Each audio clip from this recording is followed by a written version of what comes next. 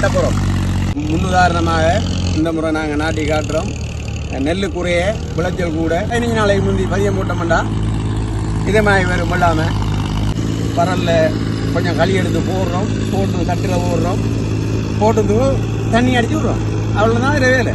இது 378 நெல்லில் இனம் நவீன முறைக்கு மாறோம் நாம. அப்போ எல்லா வேலையும் கொஞ்சம் கொஞ்சமாவது செஞ்சு இதை நாம் நடைமுறைப்படுத்தணும்.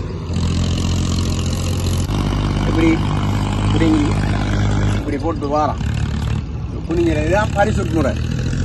இதில் ஒரு பிரச்சனை இல்லை, பயப்பட தேவையில்லை.